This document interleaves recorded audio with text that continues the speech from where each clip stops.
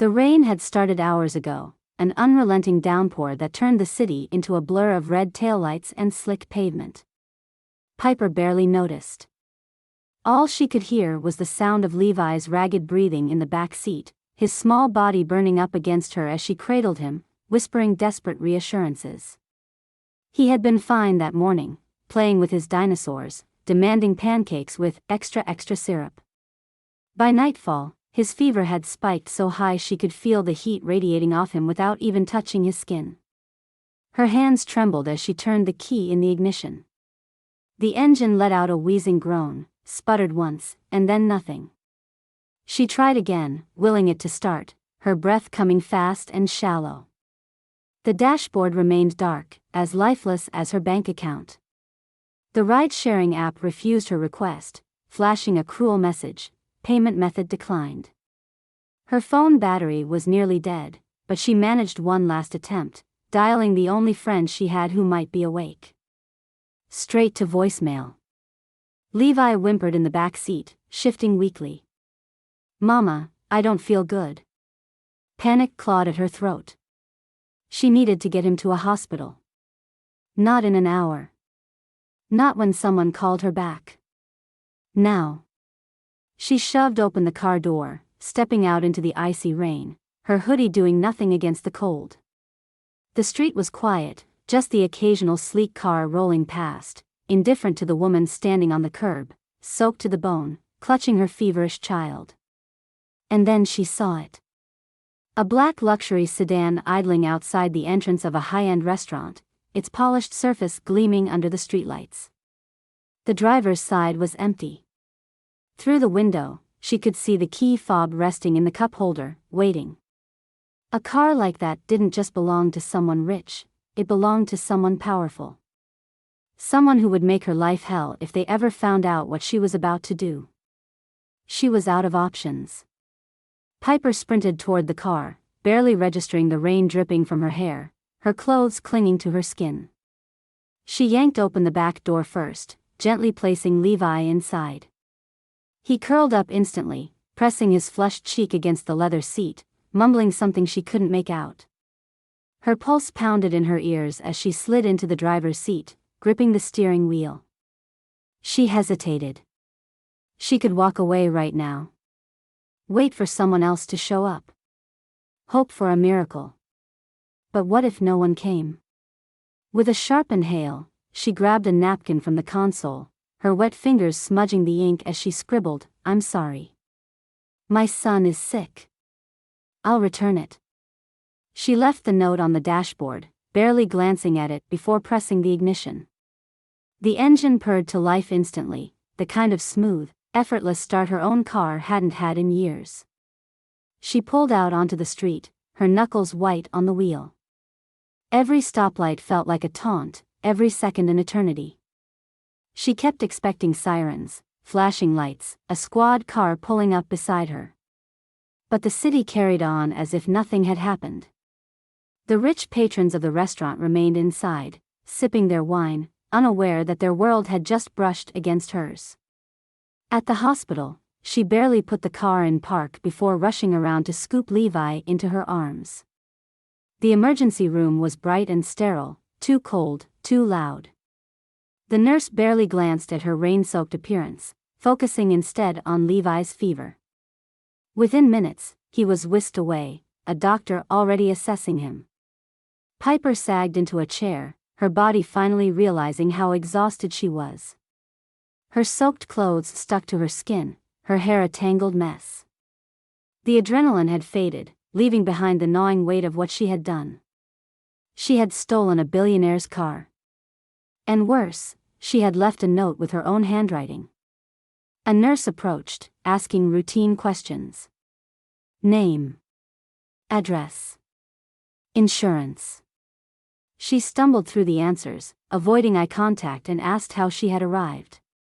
When they told her Levi would be okay, that it was a nasty flu, but treatable, her legs nearly gave out from the relief. Piper sat beside Levi's hospital bed, watching his tiny chest rise and fall in the steady rhythm of sleep. The fever had broken, his curls damp with sweat, his small fingers twitching slightly as if dreaming. She brushed a strand of hair from his forehead, her heart aching with a mix of exhaustion and relief. The harsh fluorescent lights buzzed overhead, the distant beeping of monitors a constant reminder that she was in a place where life and death played a silent game. A nurse had given her a dry hospital blanket, but it did little to warm her. She wasn't sure if it was the cold air or the icy grip of fear tightening around her ribs, fear of what would happen when she left, fear of the consequences waiting for her beyond the sterile walls of the ER. So she couldn't relax. Not yet. She slipped out of the hospital an hour later, her clothes still damp, her stomach in knots. The black sedan was still parked where she left it, looking far too expensive for a hospital parking lot. Her hands trembled as she slid back into the driver's seat. She had done what she needed to do. Now, she had to return the car and pray to every god she didn't believe in that the owner never found out. Julian Carter leaned back in his chair, barely listening to the last few words of the conversation at his table. The dinner had gone well, better than expected, actually. The investors were happy, the deal was practically sealed, and all that was left to do was shake hands, smile for a picture, and let his assistant send over the finalized contracts in the morning. Another victory. Another step forward. And yet, he felt nothing. The waiter returned with the check, placing it discreetly beside his plate. Julian barely glanced at it before sliding his black card on top. Across from him, Mitchell Evans, a real estate developer with a fondness for overpriced cigars, let out a satisfied sigh. "You know, Carter, you've got a real knack for making things look easy." Julian smirked, more out of habit than amusement. "That's the idea." Mitchell chuckled, raising his whiskey glass in a lazy toast. Julian forced himself to sit through another minute of empty pleasantries, nodding in all the right places, before finally excusing himself. The restaurant was one of the best in the city, filled with the kind of people who never looked at price tags and never worried about parking. Julian's car had been left in the valet lane, right by the entrance, a silent symbol of his status. He had done this 1,000 times, walked out, nodded at the valet, slid into his sleek black sedan without so much as a passing thought. Except tonight, the car wasn't there. His security detail was already in motion, their earpieces buzzing, their sharp gazes scanning the street. One of them, a wiry man named Brooks, approached him with a tightly controlled expression. "Sir, it appears your vehicle has been stolen." Julian felt his jaw tighten, a slow burn starting at the base of his spine. He glanced at the empty space where his car should have been, then back at Brooks. "What do you mean, stolen?" Brooks held up his phone, the screen flashing with security footage. Julian took it without a word, his eyes narrowing as he watched. The grainy black and white footage showed exactly what he wasn't expecting. A woman. Not some hardened criminal, not a team of professionals pulling off a high-tech car heist, just a woman. Soaked from the rain, her clothes clinging to her in a way that should have been distracting but wasn't. She moved fast, her hands trembling as she placed something on the dashboard before sliding into the driver's seat. Julian caught a glimpse of her face as she turned the key. Wide eyes. Full lips pressed together in panic. He exhaled through his nose, a mixture of irritation and something else settling in his chest. He had been expecting a street thief or an entitled trust fund brat pulling a reckless stunt. Not a woman who looked like she'd been cornered by the universe itself. Brooks shifted beside him. "Should we alert the police?" Julian didn't answer right away. His eyes flicked back to the screen, watching as the car disappeared into the night. The way she had hesitated. The way her shoulders had tensed like she was about to shatter. A different kind of theft, one that wasn't calculated, but desperate. A muscle ticked in his jaw. "No. Not yet." Brooks hesitated. "Sir?" Julian slid the phone back into his security lead's hand, his voice cool. "Find out who she is." Julian Carter didn't oversleep. He didn't miss alarms or wake up in a fog of exhaustion like normal people did. He was always up before sunrise, working out, reviewing emails, and setting the day's agenda before most of the city had even hit snooze. But this morning, as the light streamed through the floor-to-ceiling windows of his penthouse, he was already awake, sitting at the edge of his bed, staring at the security footage on his phone. The woman had been running. Not physically, her steps were hurried, yes, but it was something else. The way she clutched the child against her, the way her eyes darted like she was waiting for someone to stop her. It wasn't the kind of theft he was used to. His empire had seen its fair share of con artists, of investors with fake smiles and hollow promises, of carefully planned betrayals masked as business deals. This wasn't that. This was desperation. A knock at the door broke his thoughts. Brooks stepped inside, holding a tablet. "We found the car." Julian stood, already pulling on a crisp white shirt. "Where?" "Hospital parking lot. No damage, no sign of forced entry. Just left there sometime after 3 a.m. Brooks hesitated before handing him the tablet. "And this?" Julian glanced down. A napkin, creased at the edges, words hastily scrawled in ink. "I'm sorry. My son is sick. I'll return it." It took him longer than it should have to hand the tablet back. "Did you check security footage?" "Yeah." The cameras didn't catch much, just her pulling in, parking, and then walking inside with the kid. Brooks tilted his head. She wasn't hiding. Not exactly. No, Julian thought. She wasn't. And that made it worse. Brooks cleared his throat. "We can call the police now. File a report, press charges. It's pretty straightforward." Julian slid his watch onto his wrist, fastening the clasp with slow precision. "Not yet." Brooks blinked. "Sir? I want to know who she is." Julian buttoned the cuffs of his sleeves, his tone even. "Find her." There was a pause, just long enough for Brooks to consider questioning him, before the man nodded. "Understood." Julian grabbed his jacket and walked toward the elevator. The police would have been easier. More efficient. But efficiency had never been his weakness. Understanding leverage, that was. And he had a feeling this woman was going to be far more interesting than a police report. The morning sunlight reflected off the wet pavement as Julian Carter stepped out of his sleek glass high-rise, a steaming coffee in one hand, the crumpled napkin in the other. He rarely dealt with personal inconveniences, his team handled those before they could ever touch him. His days were structured, efficient, uninterrupted. And yet, here he was, taking time out of his schedule to personally track down a woman who had stolen from him.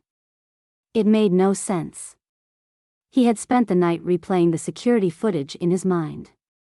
That moment of hesitation before she took the car. The way she cradled the kid against her. The sheer desperation in her movements, as if she was choosing between two bad options and picking the one that got her son to safety. He should have been furious. And in a way, he was. Not because of the theft, no, it wasn't about the car. It was about the audacity. People didn't take from him. Ever. He had built everything he had from nothing, fought for every inch of power he wielded, and the idea that some stranger had taken what was his, no matter how justified she thought she was, set his teeth on edge. His driver opened the door, and he slid into the back seat of his restored vintage Rolls-Royce, tossing the napkin onto the empty space beside him. "Where to, sir?" He adjusted the cuffs of his perfectly tailored shirt. "The Heights. Apartment complex on 12th. The ride across town was uneventful, but Julian spent it scrolling through the file Donovan had compiled overnight. Piper Evans. 27. Single mother. No arrests. No history of drug abuse. She had worked a dozen jobs in the last 5 years, everything from waitressing to retail, to a handful of short-lived receptionist gigs. A deadbeat ex, no financial support, no safety net. And then there was her son. Levi. 5 years old. No father listed on the birth certificate. Julian closed the file, staring out the window as they pulled onto a street lined with aging apartment buildings. His life had started in a place like this, though he had clawed his way out so fast he barely let himself look back. His mother had raised him alone, working 2 jobs and somehow still making time to tell him he was going to be someone. He had believed her. And now here he was, standing in the penthouse of his own empire, while someone like Piper Evans made desperate, reckless choices just to get by. The car came to a smooth stop in front of a worn-down complex with cracked steps and peeling paint. Julian stepped out, adjusting his suit jacket, ignoring the curious glances from the few people outside. He didn't belong here, and everyone could see it. But he wasn't leaving until he got what he came for. He climbed the stairs 2 at a time, stopping in front of apartment 3B. He knocked once. Silence. Then, muffled shuffling, followed by a hesitant voice from the other side. "Who is it?" He could have lied. Could have said maintenance or delivery, but he wasn't in the business of playing games. Julian Carter. A pause. Then the door cracked open, revealing a pair of striking blue eyes, wide with fear. She was just as beautiful as she had looked on the security footage, but now, up close, he saw the exhaustion lining her face. Dark circles, lips pressed tight. She glanced past him, like she was expecting a swarm of cops waiting just beyond the stairwell. I was going to return it." Her voice was soft, defensive. Julian held up the napkin, shaking it slightly. "I got your note." Her grip on the door tightened. "Then why are you here?" He took his time answering, studying her, watching the way her throat bobbed as she swallowed. "You stole from me." Her chin lifted, but there was no defiance, just tired resignation. "I know. And yet, you left a note." Her fingers trembled where they gripped the door. "I had no choice."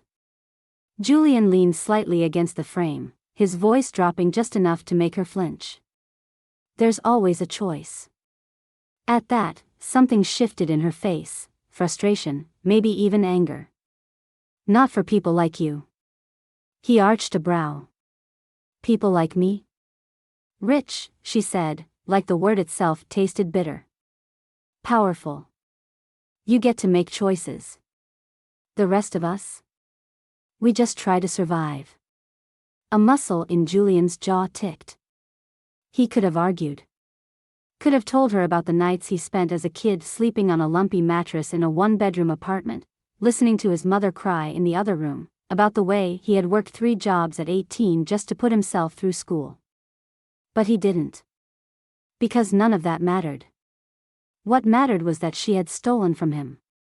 "You know I could have you arrested," he said, watching her carefully. She didn't flinch this time. "I know. Yet you don't seem particularly concerned."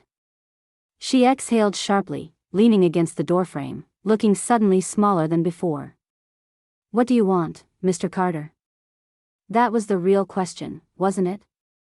Julian wasn't sure why he had come here himself instead of letting his team handle it. He should have called the police and been done with it. But instead, he had found himself in this worn-down hallway, staring at a woman who had made a terrible decision for reasons he wasn't sure he wanted to understand. He could have her arrested. He could press charges, make an example out of her. But watching her now, standing in the doorway of a life that had given her nothing but obstacles, he found himself considering a different approach. His lips curled slightly. "I have a job offer for you." Piper blinked, stunned. "What?" Julian adjusted his cufflinks, as if he were discussing something as simple as a stock acquisition. "You work for me until I say otherwise. You took from me, so now you owe me." Her brows furrowed. That makes no sense." "It makes perfect sense," he countered smoothly. "You clearly need the money." And I need someone who understands what desperation looks like. Piper crossed her arms over her chest, shaking her head. And if I say no? Julian held her gaze, his voice calm, even. Then I call the police. She inhaled sharply, looking past him at the street below, at the world that wouldn't hesitate to crush her if she didn't play this exactly right. Then she looked at him, really looked at him, like she was trying to read between the lines of what he wasn't saying. You're blackmailing me. Think of it as an opportunity, Julian said smoothly. She let out a breath, slow and measured. Then, finally, she nodded once. Fine. When do I start? A slow smirk tugged at the corner of his mouth. Now. Piper stood in front of the massive glass doors of Carter Enterprises, clutching the strap of her thrift store purse like a lifeline. The building soared into the sky, a sleek monolith of power and wealth, and yet it was the doorman, stiff-backed, sharply dressed, who made her feel like she didn't belong. He glanced at her damp curls, her scuffed shoes, the outdated blazer she had borrowed from a neighbor, and she could already hear what he was thinking. She lifted her chin, muttered a quick fake it till you make it, and stepped inside. The lobby was the size of a football field, all polished marble and hushed efficiency. Men and women in tailored suits glided past her, their heels clicking in perfect rhythm. A receptionist with a smile that didn't quite reach her eyes directed her to the elevators, and Piper pressed the button for the top floor, her stomach lurching as she ascended into Julian Carter's world. The doors slid open to reveal a space so absurdly luxurious it made her lightheaded. Floor-to-ceiling windows framed a view of the city skyline, and sleek modern furniture sat like a perfectly curated art installation. The air smelled expensive, like leather and something citrusy, and there wasn't a single sign of clutter. Not a coffee cup, not a stray paper, nothing out of place. It was the exact opposite of her tiny apartment, where Legos and laundry had long ago declared war on order. Julian was already seated at his desk, reviewing documents, his sharp profile unreadable. He didn't look up when he spoke. You're late. Piper stiffened. By 3 minutes. In my world, 3 minutes is the difference between closing a deal and losing $1 billion contract. He finally lifted his gaze, assessing her like she was something questionable on a restaurant menu. If you want to last here, don't be late again. She wanted to tell him she had spent half the morning trying to find a babysitter who didn't charge more than her rent, then took 2 buses to get here, but she doubted he cared. Instead, she nodded tightly. His attention was already back on his work. My schedule is on your desk. Learn it. You're responsible for keeping me on track, answering calls, handling correspondence, and ensuring nothing disrupts my time. Piper glanced over at the desk that was apparently hers. It was as pristine as everything else in the office, save for a tablet, a sleek phone, and a folder labeled Daily Schedule. She flipped it open and felt her stomach drop. Conference calls, investor meetings, business luncheons, something ominously titled Performance Review, and at least 3 back-to-back appointments that she had no idea how to handle. Any questions? Julian asked. Yeah. What fresh hell is this?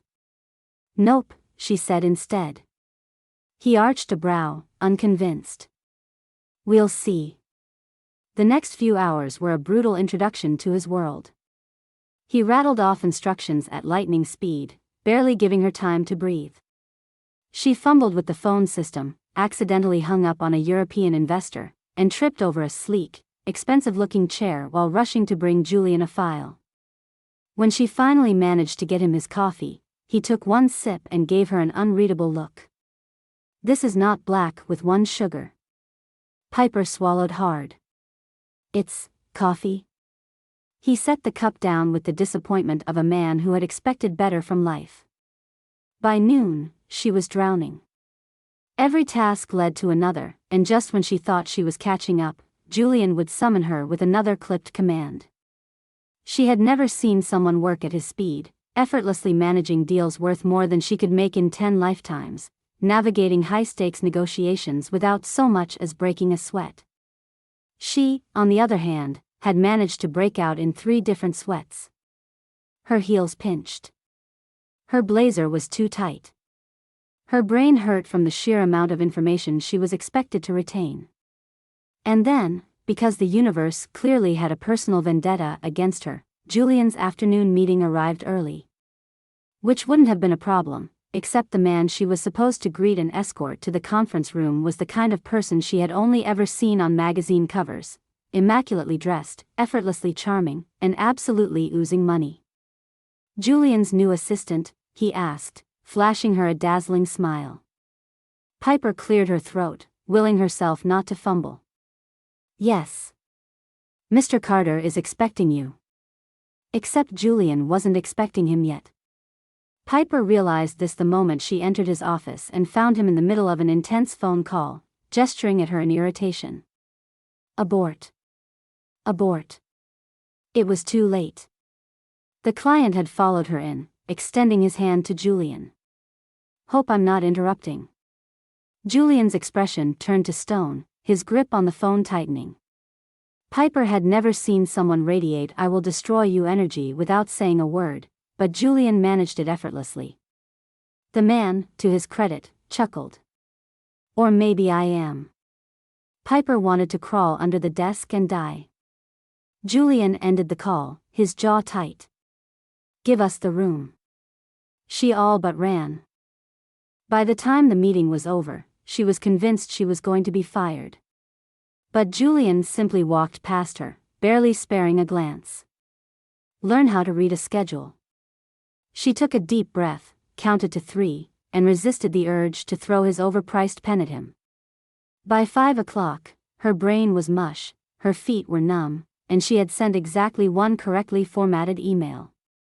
She had also spilled water on her desk, accidentally deleted a voicemail from someone important, and discovered that Julian Carter had the patience of a man who had long ago decided the world was incompetent and had simply learned to endure it.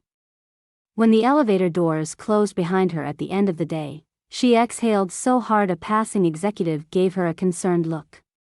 She had survived. Barely. And she still had no idea how she was going to make it through tomorrow. The event was a meticulously choreographed display of wealth and influence, the kind of gathering where billionaires casually discussed market trends over aged scotch and senators exchanged favors disguised as small talk. Piper had no business being here. Yet here she was, weaving through a sea of designer suits and diamonds that probably cost more than her entire apartment complex, balancing a silver tray with 2 steaming cups of coffee. Julian had instructed her to blend in, which was laughable, considering she was the only person in the room wearing department store heels and a dress borrowed from her neighbor, Helen, who had at least 2 decades on her and a fondness for shoulder pads. She tugged at the itchy fabric and focused on her task. The senator in question, a distinguished man with salt and pepper hair and the kind of deep, authoritative voice that made people listen even when he was saying absolutely nothing, was standing with Julian, discussing something Piper barely understood. Something about zoning laws and property taxes and the future of commercial development. What she did understand was that Julian had given her exactly 1 job: deliver his coffee and do not cause a scene. She had almost succeeded. Almost. As she approached, her heel wobbled. Maybe it was the plush carpeting, maybe it was the universe itself conspiring against her, but before she could steady herself, the tray tilted. A slow-motion disaster.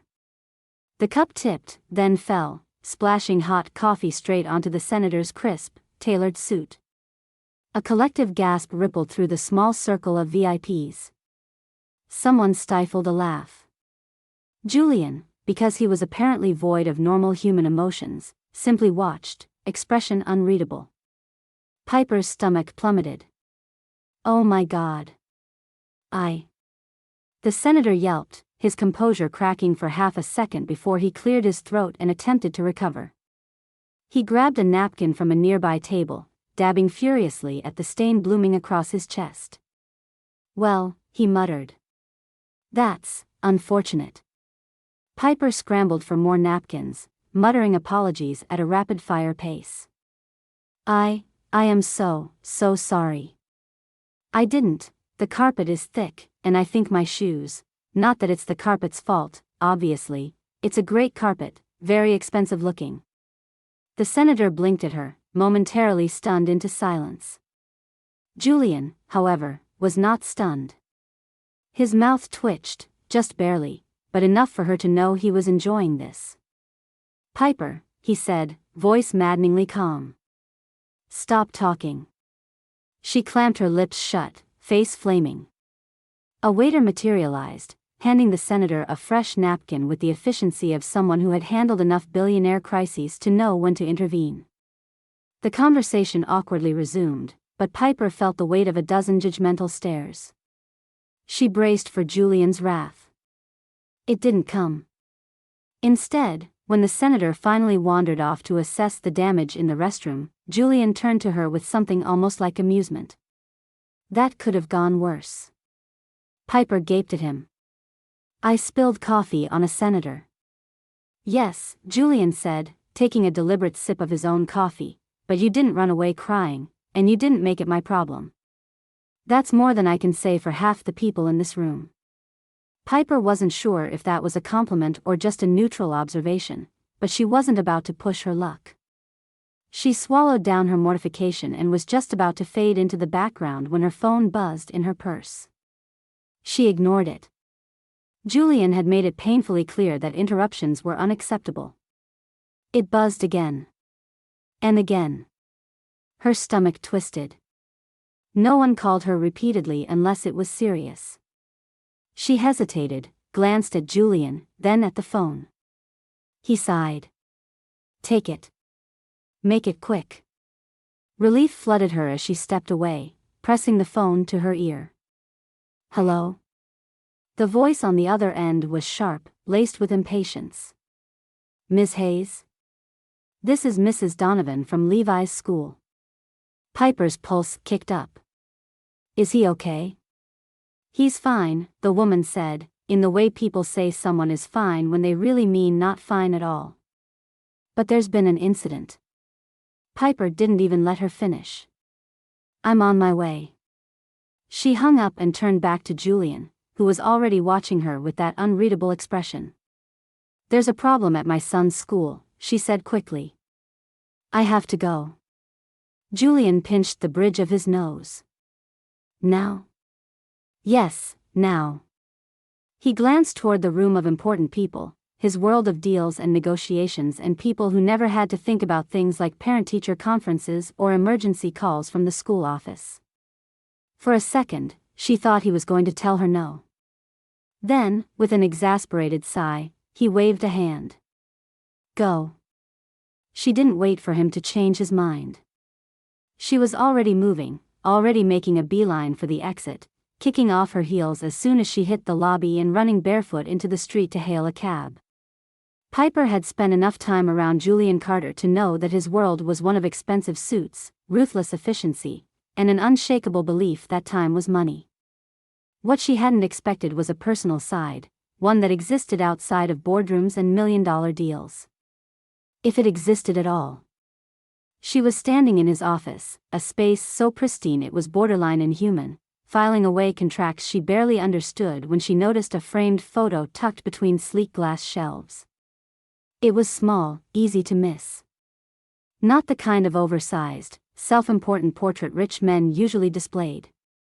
It was a boy, maybe 6 or 7, sitting cross-legged on the floor of what looked like a cramped apartment. He had a book balanced on his knees, brows furrowed in concentration. A woman sat beside him, her hand resting on his back like she was keeping him tethered to the world. Piper frowned. You're snooping. She turned, startled, finding Julian watching her from across the room. He wasn't at his desk, where he should have been, but leaning against the doorframe, sleeves rolled up, expression unreadable. I wasn't snooping, she said, placing the file down. I was, glancing. That's just a fancy way of saying snooping. She crossed her arms. Is that you? He didn't look at the picture. Yes. The woman? He was quiet for a beat. My mother. Piper had assumed Julian Carter had been born into money. That he had emerged into the world already in possession of a trust fund, a yacht, and an innate sense of superiority. She had never considered another version, one where he had grown up in a place where the walls weren't made of glass and steel, where there weren't people waiting on him hand and foot. "She looks kind," Piper said. She was. There was something careful in the way he spoke, as if the words had edges he wasn't used to handling. "What did she do?" Julian exhaled through his nose, stepping fully into the room. "Everything. She worked 3 jobs at one point. Waitressing, cleaning offices, sewing dresses out of our living room just to make rent. And she still found time to teach me algebra." Piper turned back to the photo. The boy on the floor, absorbed in his book. "She must have been smart. She was the smartest person I knew." He paused, then added, "Still is." Piper glanced at him. "She's alive?"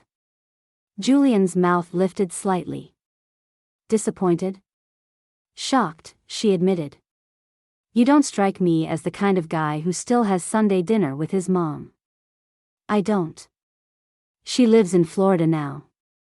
Retirement, golf, pretending she doesn't miss interfering in my life." Piper thought about the image of Julian Carter, the cold, untouchable billionaire, and tried to imagine him as a child, being scolded over unfinished homework. The contrast almost made her laugh. Almost. Before she could push further, his phone buzzed. He glanced at the screen and muttered a curse under his breath. "What?" Piper asked. "Nothing," he said, but it was the kind of nothing that meant something. She went back to work, but something about that conversation settled deep in her ribs. That night, she came home to a notice taped to her door. She didn't need to read it. She already knew. Her landlord had been circling for weeks, making snide remarks about timely payments and other tenants willing to pay more. She had managed to stall him, but rent was due again, and she was still catching up on last month's bills. Levi was already asleep when she curled onto the couch and stared at the ceiling, willing her brain to come up with a solution. There was none. She was barely making it through each week, balancing work, Levi, and a job that expected her to be everywhere at once. The next morning, she was prepared to beg for more time. To grovel, to promise him anything just to keep a roof over their heads a little longer. But the landlord wasn't in his office. Instead, his assistant looked up from her desk, smiling in a way that immediately put Piper on edge. "Oh, Miss Hayes," she said. "Everything's been handled." Piper blinked. "What?" "Your rent," she clarified. "It's been paid in full." Her stomach lurched. "By who?" The assistant checked the notes, then shrugged. "An anonymous transfer. But you're all set for the next 3 months." Piper felt the heat rush to her face. There was only one person who would have done something like this. She stormed into Julian's office an hour later, ignoring the fact that he was in the middle of a call. He raised a brow as she marched up to his desk and slammed her hands down on the polished surface. "You had no right," she snapped. Julian covered the receiver. "Excuse me? You paid my rent." The assistant outside the door nearly dropped her coffee. Julian, completely unfazed, leaned back in his chair. And you had no right," she hissed. "That is my responsibility. You're behind. Your landlord is a leech. Now he's off your back. That's not the point." Julian finally ended the call, setting his phone down. "Then what is?" Piper clenched her fists. "I don't need your charity." "It wasn't charity. It was an investment." "In what?" she demanded. He tilted his head.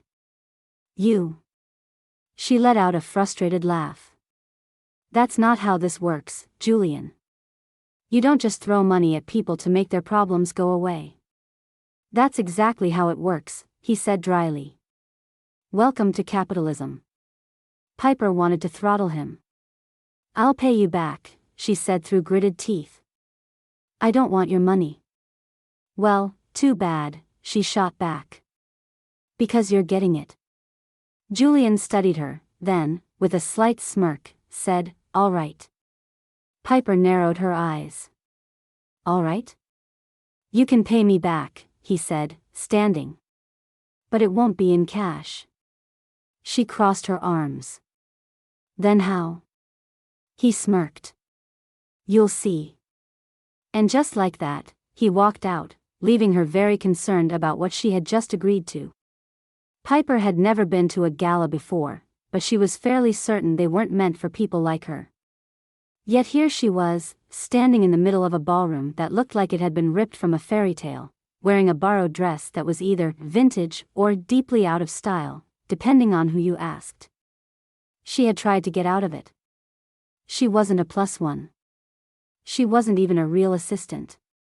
She was a woman who had stolen this man's car, and yet somehow, she had ended up playing secretary to one of the most powerful billionaires in the city. But Julian had been insistent.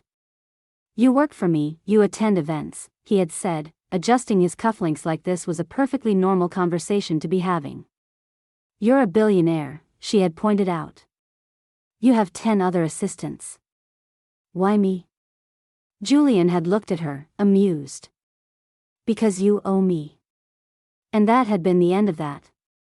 Now, she was standing at the edge of the room, watching waiters weave through the glittering crowd, balancing trays of champagne. Men in tuxedos stood in careful clusters, murmuring about mergers. Women, sleek and impossibly elegant, held conversations that sounded suspiciously like well-mannered warfare. The entire place smelled like money. Julian, of course, fit right in. He moved through the crowd like a politician, effortlessly shaking hands, flashing that practiced smile. Every so often, his sharp gaze would flick to her, checking that she hadn't bolted. She wanted to. She really, really wanted to. Instead, she straightened her shoulders, reminded herself that she had survived worse, and headed toward the bar. If she was going to endure this, she was at least going to do it with a drink in hand. She had just taken a sip when a voice cut through the hum of conversation. "Oh," the woman said, "sugar sweet, so this is the charity case." Piper turned. The woman was stunning. The kind of polished, effortless beauty that suggested she had never once had to Google how to remove red wine stains from thrift store blouses. She was draped in a gown that probably cost more than Piper's annual rent, and her lips curled in the kind of practiced smirk that rich women learned at birth. "I'm sorry," Piper said, keeping her voice neutral. The woman took a slow sip of her drink. "You don't belong here." Piper blinked. "And you do?" The woman laughed, tilting her head. "Sweetheart, I am here." "You? You're some little project, aren't you? A rescue case." Piper could feel the heat creeping up her neck, but she refused to let it show. "You must be so much fun at dinner parties," she said dryly. The woman arched a perfectly shaped brow. "I'm just saying, we all know Julian, and this?" She gestured at Piper's dress, her entire existence. "It's temporary." Piper wasn't sure what made her angrier, the woman's condescending tone, or the fact that she wasn't wrong. But before she could come up with a response, a voice cut in. "I wasn't aware you were handling my personal affairs now, Christine." "Julian." His tone was calm, almost bored, but there was something sharp beneath it. Christine's smirk faltered just a little. "I was just making conversation," she said, her voice smooth. Julian took his drink from the bar and turned to Piper. "Are you enjoying yourself?" Piper considered lying. Then she decided screw it. "Not even a little," she said. Julian smirked. "Good." Christine's expression turned icy. With a stiff nod, she excused herself, disappearing into the crowd. Piper exhaled. "She seems nice." Julian sipped his drink. "She's exhausting." I got that. Piper hesitated. Why did you do that? He didn't pretend not to understand. Because I don't like when people make assumptions about me. Piper frowned. She wasn't talking about you. Julian's gaze flicked over her. Wasn't she? Before she could unpack that, someone approached Julian, murmuring something about a deal and a problem, and just like that, he was gone. Piper took another sip of her drink and was debating whether she could sneak out when she overheard a conversation that made her pause. Two men stood nearby, discussing something in hushed, frustrated tones.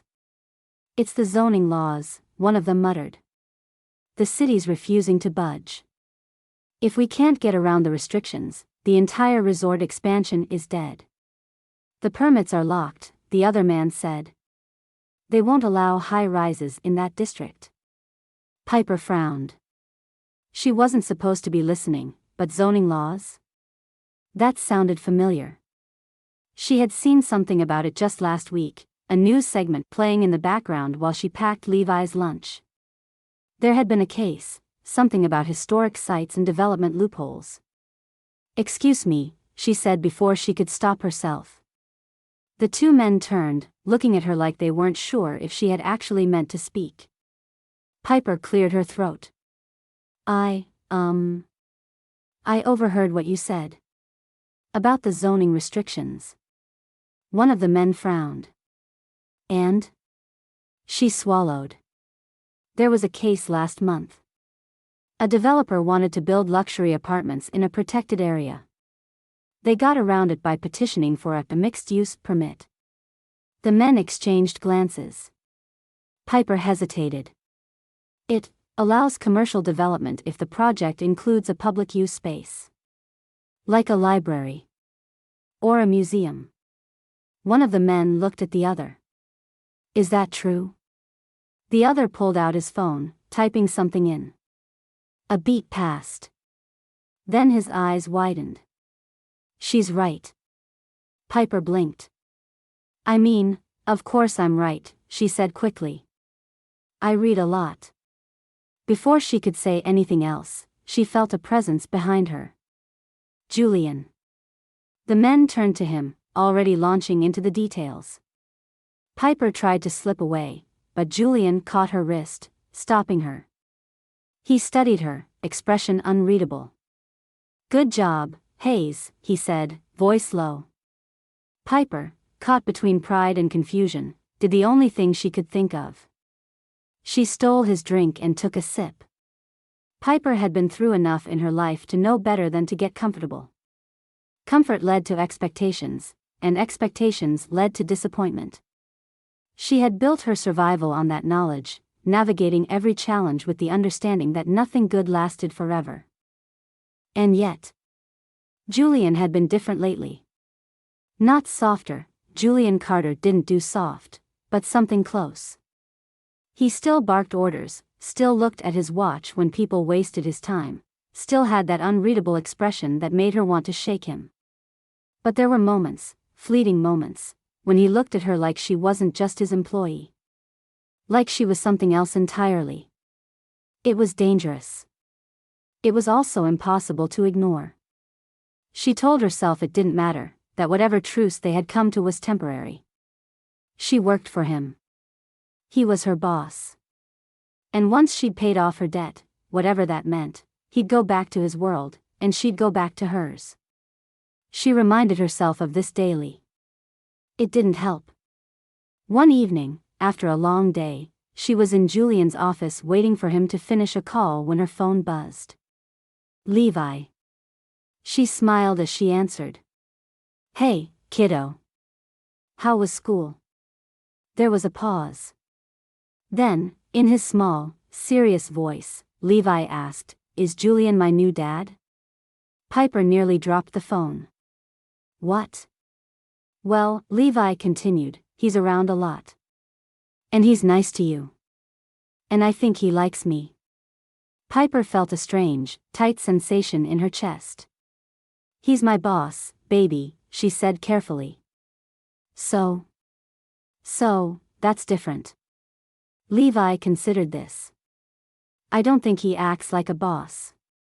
Piper opened her mouth, then shut it again. She hadn't even processed the conversation when Julian appeared in the doorway, raising a brow. Something wrong?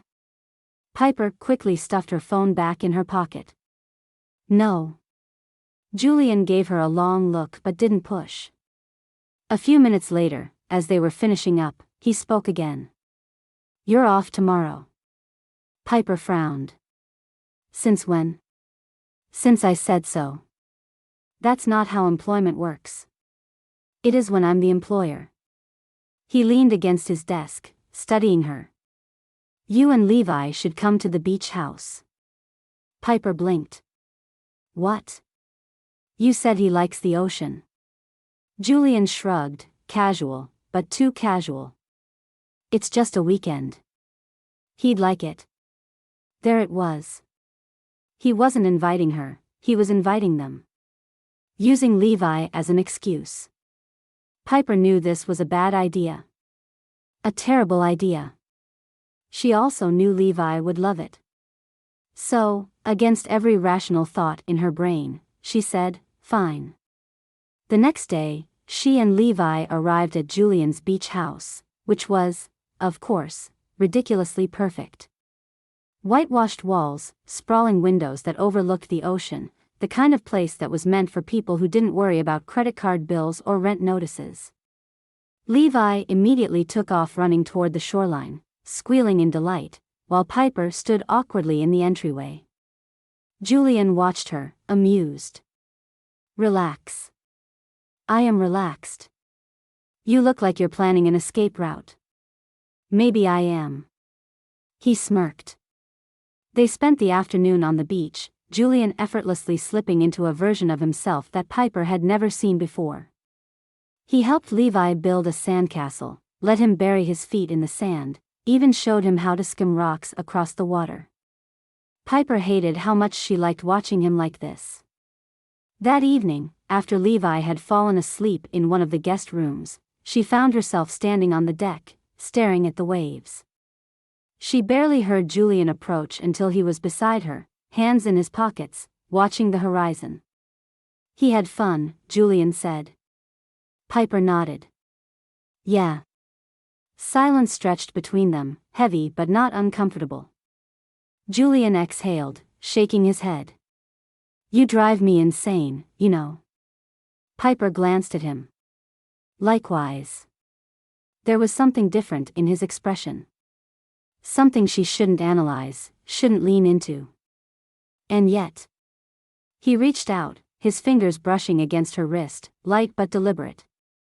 Piper's heart stuttered.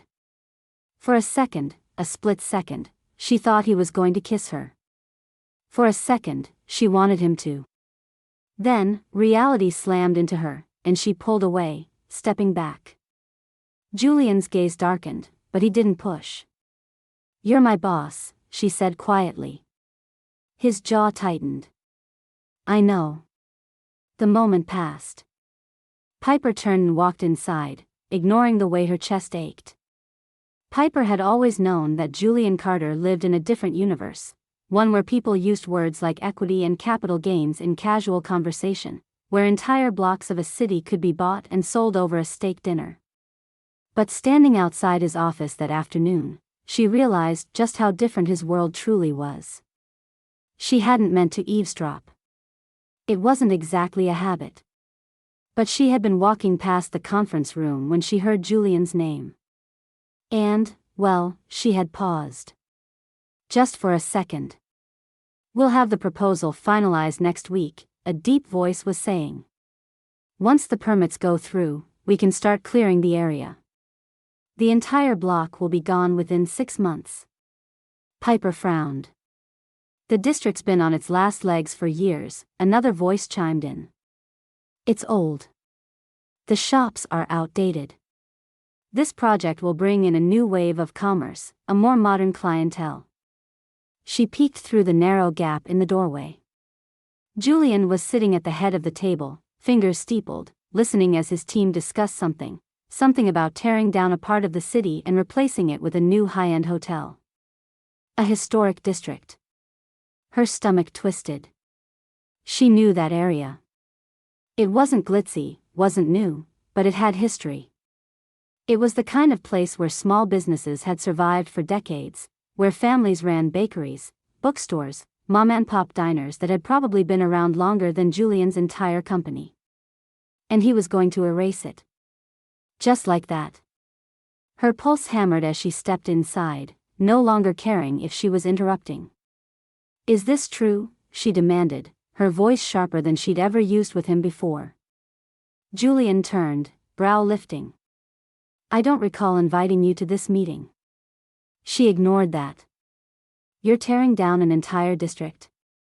His gaze flickered with the briefest hint of surprise before settling into something unreadable. "It's an expansion project." "It's a demolition." He tilted his head.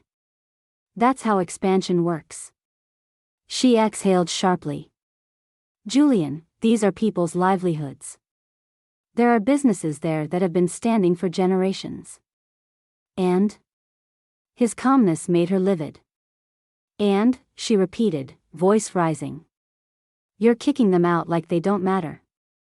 Like their only value is what you can turn into profit." Julian sighed, rubbing his temple as if this conversation was a minor inconvenience. "Piper," he said, voice clipped. "This is business. That district is crumbling. The businesses that can survive will relocate. The rest? They're already struggling. I'm not responsible for that." She could barely process what she was hearing. "So you don't care," she said quietly. His jaw tightened. "I care about results." She let out a hollow laugh. "Right. Of course you do." Silence stretched between them, thick and suffocating. Something inside her snapped. "I can't do this." Julian's brows pulled together. "Do what?" "This." She gestured around the room, at him, at everything. "Work for someone who looks at people's lives and sees real estate opportunities." His expression darkened. "Be careful, Piper." "Or what?" she shot back. "You'll fire me?" "Good. You don't have to." "Because I quit." The room fell into stunned silence. Julian's eyes locked onto hers, something unreadable flickering behind them. No one spoke to him this way. No one left him. She turned on her heel, ignoring the knot forming in her throat, and walked out of the office. This time, she wasn't coming back. Piper had always been good at surviving. It was a skill she had perfected through necessity, honed in long nights balancing overdue bills, in early morning shifts that paid too little, in the art of stretching a single grocery run into 2 weeks' worth of meals. So when she quit working for Julian, she told herself this was just another setback. Just another thing to get through. She filled out applications at every place that was hiring, places that didn't care about resumes or experience, only about whether she could show up on time and keep her head down. But shifts were inconsistent, and paychecks were even worse. By the second week, she had to pick up a late-night cleaning job at an office building across town. The uniform smelled like bleach, and her feet ached by the time she got home, but she didn't have the luxury of being picky. Levi noticed. He didn't say anything, not at first. But he started watching her more closely, tilting his little face up at her when she yawned over breakfast, wrapping his arms around her waist for longer than usual before bed. And he missed Julian. Not in the dramatic, throwing tantrums way that Piper had prepared herself for, but in quiet, heartbreaking moments. Like when he reached for his favorite dinosaur book and mumbled, "Julian does the voices better than you," before immediately looking guilty. Or when he paused before asking a question, as if deciding whether it was worth bringing Julian up at all. One afternoon, as they walked home from school, Levi kicked at the sidewalk and muttered, "Julian would have come to my class reading day." Piper's heart twisted. "Hey. I wanted to come, but I had work." "I know." His voice was small. "But Julian would have." She didn't know what to say to that. Across the city, Julian Carter was not doing much better. At first, he had told himself that Piper leaving was inconsequential. Employees quit all the time. That was the nature of business. People came and went, and nothing stopped moving. Except something had stopped. His office was too quiet, his schedule too efficient. There were no sarcastic remarks when he worked too late, no frustrated sighs when he ignored lunch for a meeting.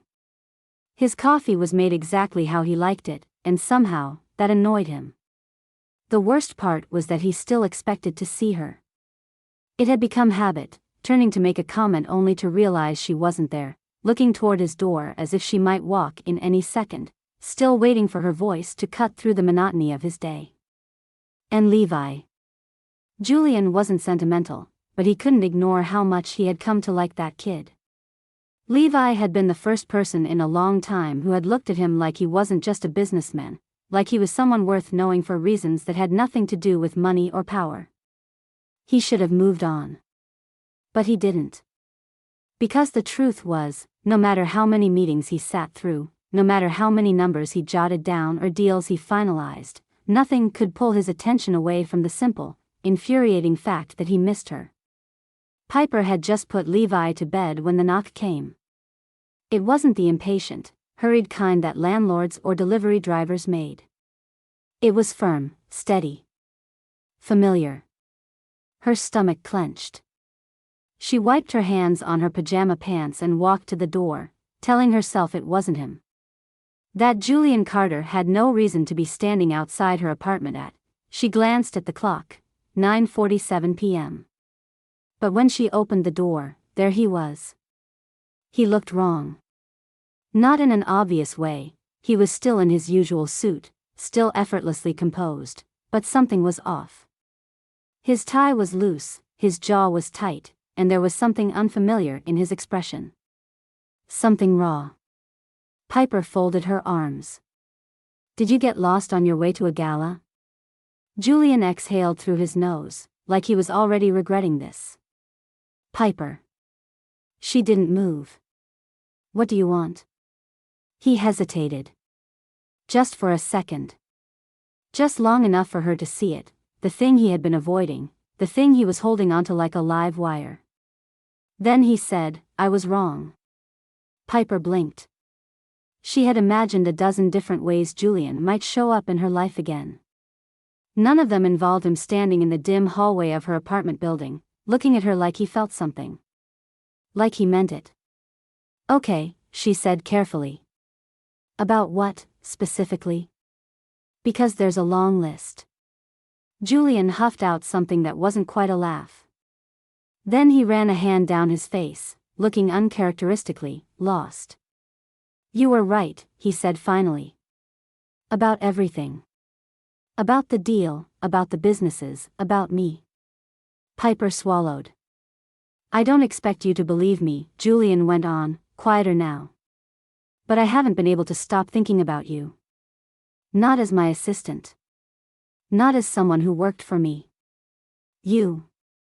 Her breath caught. Julian took a step closer, close enough that she could smell the faint trace of his cologne, that ridiculous, expensive scent that had somehow lodged itself in her memory. I don't want you to come back to work for me, he said. I want you to come back as my partner. Piper felt something in her chest crack wide open. She had spent so long convincing herself that Julian Carter didn't do feelings, that he didn't see her the way she saw him. And yet here he was, standing in her doorway, looking at her like she was the only thing that had ever made sense. She opened her mouth, but no words came out. Julian watched her, and for once, he wasn't unreadable. I don't want to do this without you, he said. So tell me what it takes, and I'll do it.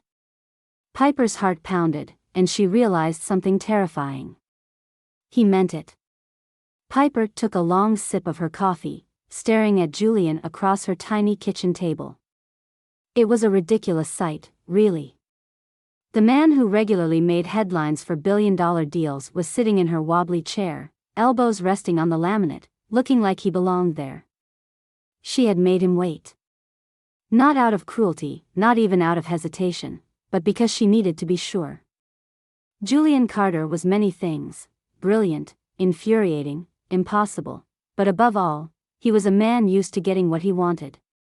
She couldn't let herself be another acquisition, another smooth transition from problem to solution. He had come to her saying he was wrong, saying he had changed. That was easy to say. The question was whether he would prove it. So she listened.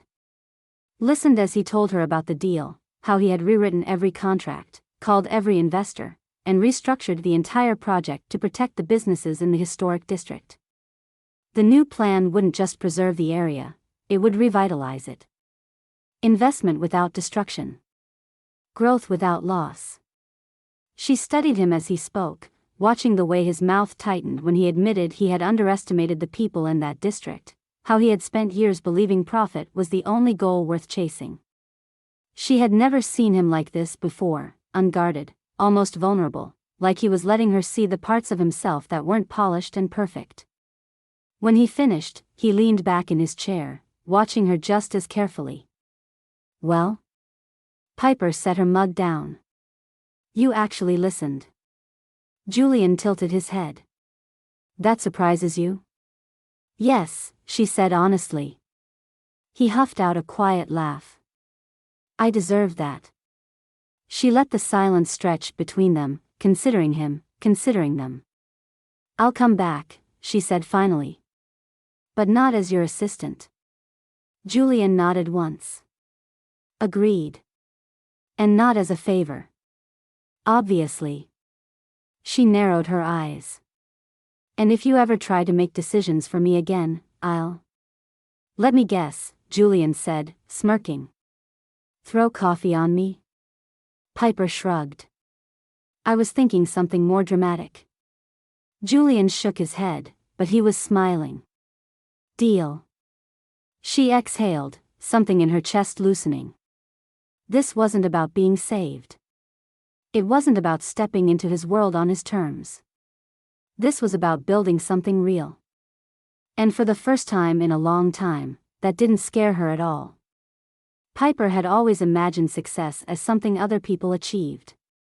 The kind of people who had the right connections, the right education, the right last names. It had never felt like something within reach.